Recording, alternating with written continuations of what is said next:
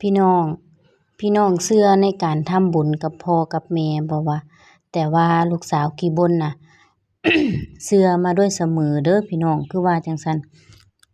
พากเสียงก็คอแห้งพี่น้องบ่ได้กินน้ำเพราะว่าเวลาเราทำบุญกับพ่อกับแม่ไปเราก็สิได้กลับคืนมา100 เท่าพันเท่าได้ชาตินี้บ่ได้ชาติหน้าเด้อพี่น้องอันนี้นี่คือลูกสาวขี้บ่นเจอมากับเจ้าของลูกสาวขี้บ่นสิเว้าให้ฟังมื้อนี้ลูกสาวขี้บ่นสิเฮ็ดเกี๊ยวหมูนะคะพี่น้องแล้วก็มีเหลืองน้ำมีเหลืองก็พี่เพิ่นเอามาให้เอามีเหลืองก็เอาเกี๊ยวมาให้แล้วก็หมูยอนี่คุณหมอเอามาให้ค่ะพี่น้องแล้วลูกสาวขี้บ่นก็สิมาเฮ็ดเบิ่งไปตามนี้เด้อพี่น้องเด้อเพราะว่าสิมาเล่าเรื่องชีวิตหั้นนะแต่ว่าบ่ได้แบบว่าบ่ได้เฮ็ดบ่ได้บอกสูตรกับเขาวหั้นนะพี่น้องปรุงเครื่องก็บ่มีหยังบ่มีหยังหลายดอกพี่น้องน้ำซุปของเฮาก็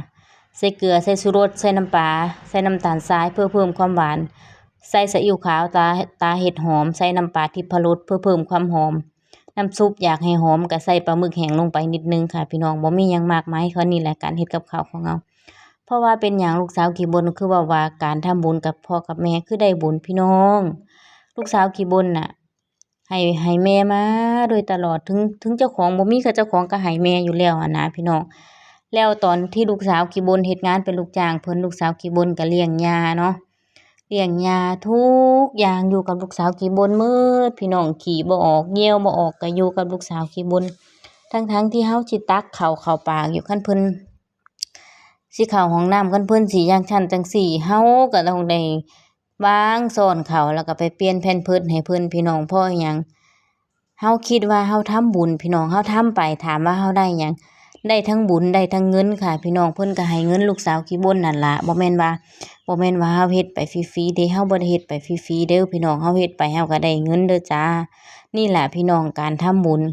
เวลาลูกสาวขี้บ่นเฮ็ดหันเฮ็ดนี่ให้ย่านะตัดเล็บเท้าตัดเล็บมือตัดทุกสิ่งทุกอย่างตัดผมปั้นหูอยู่กับลูกสาวขี้บ่นหมดพี่น้องเฮ็ดให้ย่าน่ะสิ่งที่ตอบแทนกลับมาก็คือบ่ได้เห็นชาติหน้ากับชาตินี้เพราะอิหยังบ่ได้รวยล้นฟ้า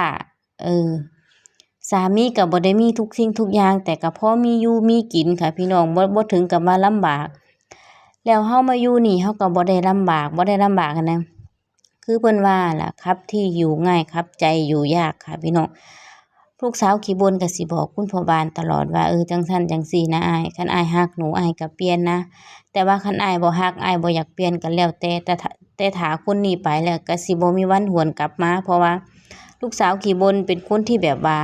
ผ่านอิหยังมาหลายแล้วพี่น้องผ่านความลำบากมาหลายแล้วอยู่ไสก็อยู่ได้ค่ะพี่น้องคลิปนี้ก็ฝากไว้ส่ำนี้แหละค่ะพี่น้องเสร็จแล้วจ้ามีเหลืองเกี๊ยวของเฮาค่ะพร้อมรับประทานพร้อมเสิร์ฟแล้วก็แซ่บพี่น้องตีนเตะออก3 บาทก็บ่ออก